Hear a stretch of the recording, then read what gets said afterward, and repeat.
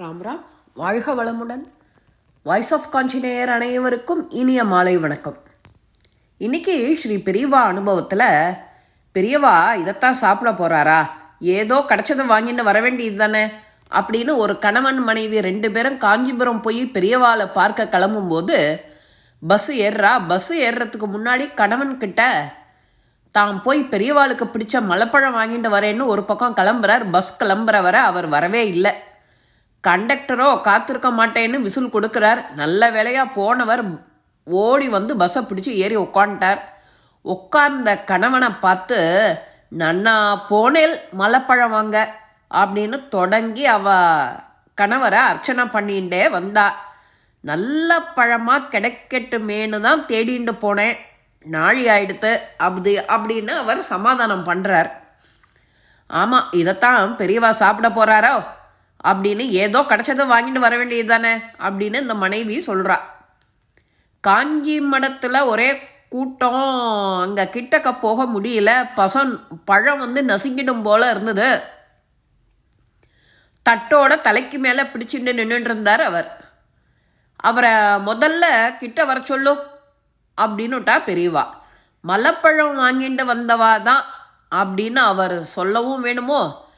எனக்கு பிடிச்ச மலைப்பழம் வாங்கிட்டு வந்திருக்கியோ அப்படின்னு சந்தோஷமாக வாங்கி உடனே ஒரு பழத்தையும் உரிச்சு சாப்பிட்றாளாம் பெரியவா.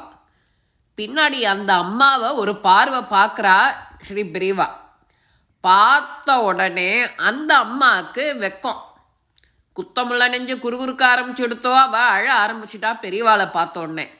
அவரோ பெரியவா இன்னொரு பழத்தை அந்த அம்மாவுக்கே பிரசாதமாக கொடுக்குறார்.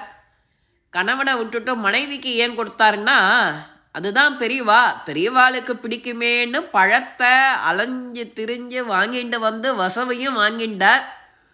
உண்மையான பக்தர் கணவர். மனைவி கொஞ்சம் மேம்போக்கா இருக்கிறவ. அதனால பெரியவா பிரசாதம் அவரையும் அந்த பக்தர் கூட்டத்தில் சேர்த்துடுத்தோ.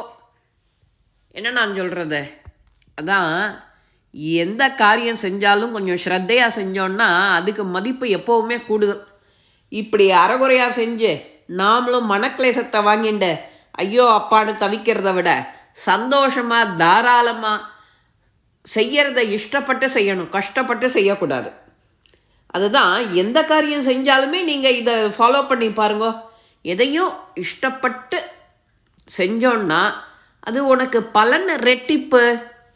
இந்த பதிவு உங்கள் எல்லாருக்குமே பிடிச்சிருக்கோம். லைக் பண்ணுங்க, ஷேர் பண்ணுங்க, பெல் பட்டனை கிளிக் பண்ணுங்க, சப்ஸ்கிரைப் பண்ணுங்க, கமெண்ட்ஸ் பாக்ஸில் கமெண்ட்ஸ் போடுங்க. இந்த குரோதி வருடத்திலேருந்தான்னு இப்போ தானே பிறந்திருக்கேன், 4-5 நாள் ஆறுது. அதனால் நாம் சந்தோஷமாக இஷ்டப்பட்டு எல்லாத்தையும் செய்ய உங்களுக்கு பலவித எண்ணங்கள் மாற்றங்கள் வாழ்வில் தோண்டிகிட்டே இருக்கும், வந்துட்டே இருக்கும். ராம் ராம்.